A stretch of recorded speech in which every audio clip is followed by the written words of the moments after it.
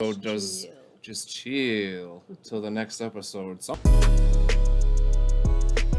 Hello again, everybody. Welcome back to another Headlocks and Reacts segment. We're finishing up with our West Coast theme today with a heavy hitter from the West Coast, pretty much the godfather of West Coast hip-hop.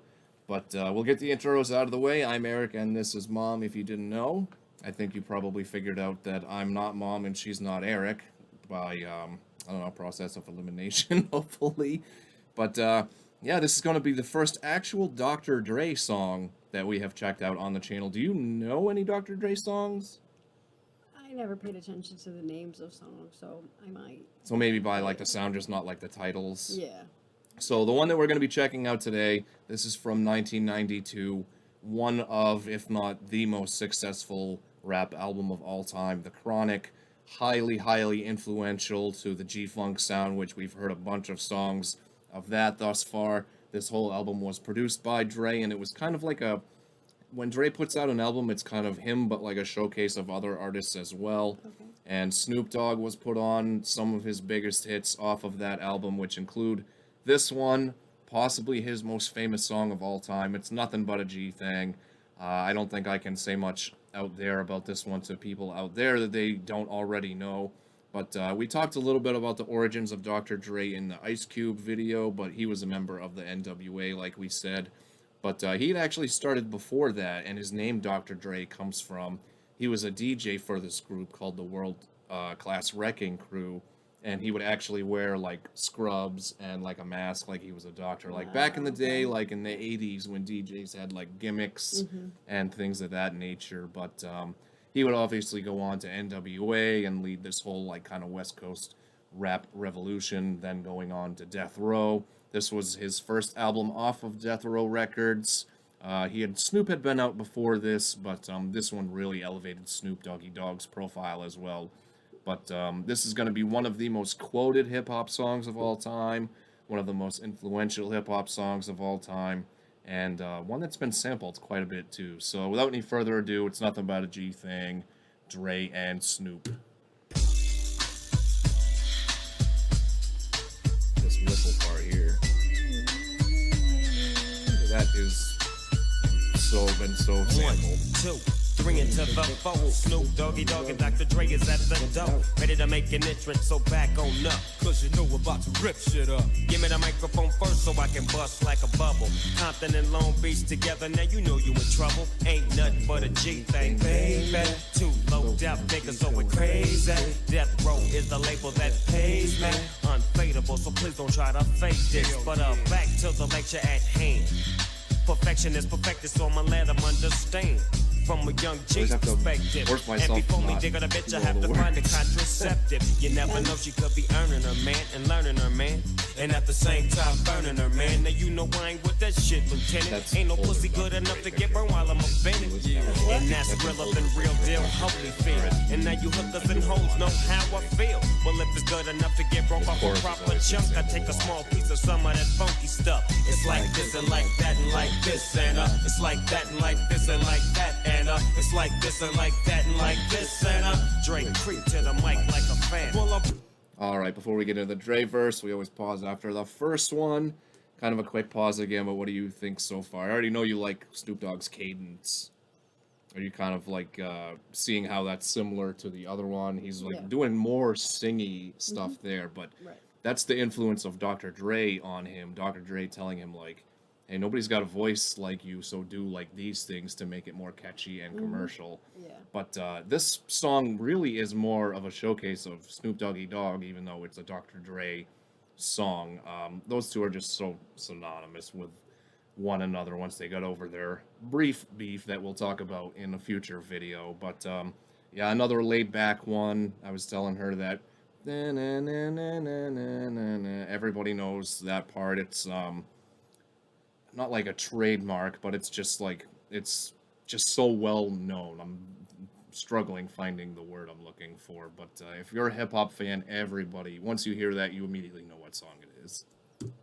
Peeping and I'm creeping and I'm creeping, but I damn near got caught cause my beeper kept beeping. Now it's time for me to make my impression felt. So sit back, relax, and strap on your seatbelt. You never been on a ride like this before.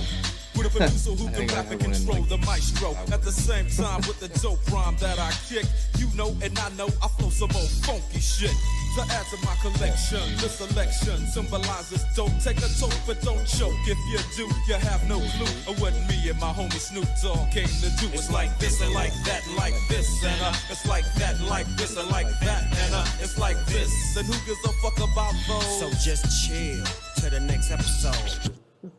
All right, so just chill till the next episode. Some people out there might not know this, but they have a pretty big song from years and years later together called The Next Episode. That's where that name came from. We'll definitely listen to that one in the future. But what did you think about Dr. Dre in comparison to Snoop Dogg there? I liked Dr. Dre's, the way that he's saying stuff too.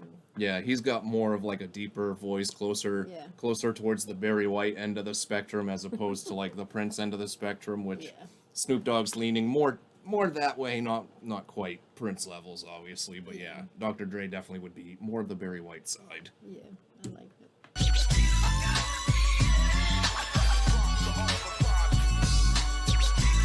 was my favorite part coming up here. Falling back on that ass, what a hell of a gangster lean. Getting funky on the mic like an old batch of collard greens. It's the capital S-O-S of fresh and double O-P, D-O-double-G-Y-D-O-double-G, you see. Showing much flex when it's time to work a mic. Pimping hoes and clocking a grip like my name was Dolomite.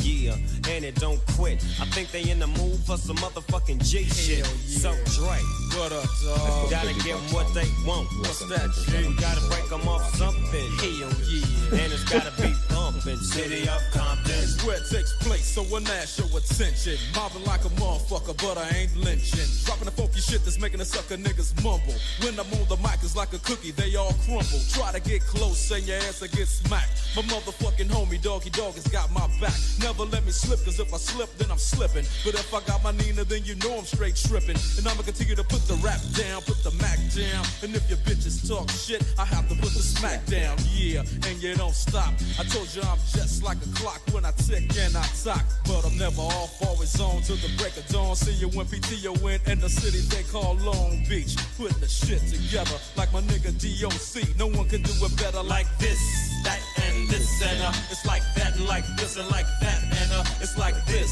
Then who gives a fuck about those? So just chill till the next episode.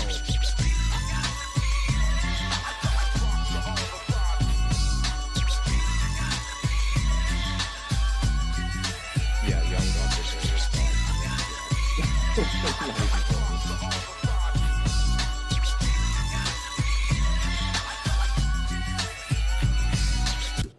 Alright, I learned my lesson and paused before the next video starts this time, but that was Nothing But a G Thing. Dr. Dre featuring Snoop Dogg. Overall, how did you like that one? I liked it. Did you have a favorite of all these West Coast ones? This one? This one was the favorite, even over Regulate? Yep.